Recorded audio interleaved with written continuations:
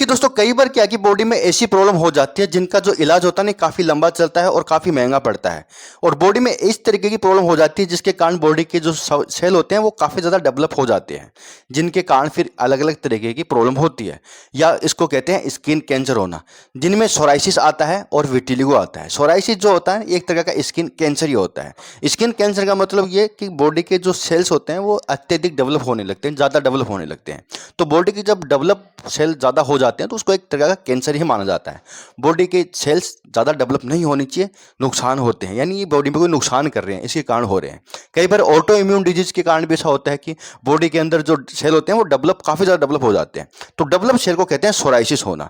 Psoriasis क्या है? Psoriasis एक पपड़ीदार एक बीमारी होती है, स्किन की बीमारी होती है। इनके अंदर ज़्यादातर देखा गया है कि कोहनियों के आसपास या स्काल्प यानी खोपड़ी के आसपास या कमर के पीछे के हिस्से में ये दाने दाने से आ जाते हैं। स्किन रेड होती है, इचिंग चलती है और पपड़ी सी बन जाती है, स्किन काफ़ी ज़्यादा सूखती है। तो वहाँ पर स्किन को सूखने से बचाया जाता है।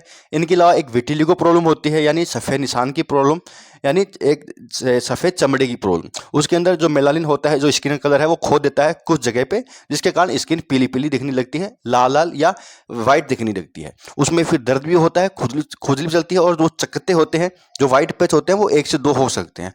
तो उन बीमारियों को कवर करने के लिए डॉक्टर कई तरह के ट्रीटमेंट देते हैं। उनमें से एक आता है मिलानोसिल लोशन। देखिए, मिलानोसिल जो लोशन होता है ये हाईली प्रिस्क्राइब होता है, बहुत ज़्यादा प्रिस्क्राइब होता है, क्योंकि इसमें सावधानियां बहुत ज़्यादा होती है। आपको डॉक्टर की सलाह से ही लेना है, अगर आपके डॉक्टर ने दिया है तभी लेना है।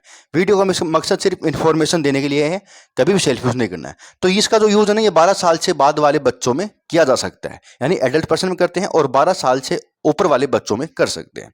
हर कोई इसका यूज़ कर सकता है अगर डॉक्टर ने दिया तो, लेकिन जो उम्र है वो कम से कम 12 साल होनी चाहिए, उससे ऊपर होनी चाहिए। तो मिलानोसिल के अंदर दोस्तों आता है मिथाक्सोलिन। मिथाक्सोलिन 1% में आता है, 25 ml का लोशन आता है, 150 रुपये के आसपास मिल जाता है, तो महंगा नहीं है। टैबलेट फॉर्म में भी आता है और लोशन फॉर्म में भी आता है, दोनों के अंदर मिथाक्सोलिन ही आता है। अब भाई ये क्या होता है? तो दोस्तों मिथाक्सोलिन क्या करता है कि आपकी जैसे सोराइसिस है तो वहाँ पर क्या हो रहा है कि हो सकता है कि ऑटो इम्यून डिजीज के कारण जो सेल है वो डेवलप हो रहे हो, तो वहाँ पर ये उस एरिया को कंट्रोल करता है। और स्किन जैसे सोराइसिस की बात करें, सोराइसिस में अगर डॉक्टर ने दिया है तो वहाँ पर पपड़ी को बनने से रोकता है, ईचिंग को बंद कर देता है, और सूजन को, लालिमा को कम कर देता है, जिससे कि व्यक्ति परेशान नहीं होता। देखिए, प्रॉब्लम तो हो सकती है काफ़ी सालों तक रहे या लाइफ टाइम रहे। कुछ सोराइसिस ऐसा होता है कि लाइफ टाइम ही रहता है, तो वहाँ पर जब रहेगा तो कम से कम परेशान तो ना होगा। तो परेशान ना हो और गोली भी नहीं खानी पड़े, इसलिए डॉक्टर इसको लगाने के लिए दे देते हैं। साथ में मॉइस्चराइजर वगैरह भी लगा सकते हैं, क्योंकि थोड़ा जलन वगैरह कर सकता है और धूप के प्रति थोड़ा सेंसिटिव होता है, तो धूप से बचाव करना पड़ता है आपको। अगर आप बहुत ज़्यादा धूप में रहते हो तो धूप से बचाव करना पड़ता है, वरना स्किन खराब हो सकती है, स्किन के अंदर कैंसर हो सकता है, ध्यान रखिएगा। तो ये डॉक्टर बता देते हैं। पानी खूब पीना है, ये स्किन को हाइड्रेट रखता है, तो डिहाइड्रेट नहीं करना है। पानी खूब पियोगे तो आपकी स्किन खिली खिली रहेगी। स्किन को सूखना नहीं है, ये सूखने नहीं देता है, तो इसको पानी की जरूरत पड़ेगी, पानी खूब पीना है।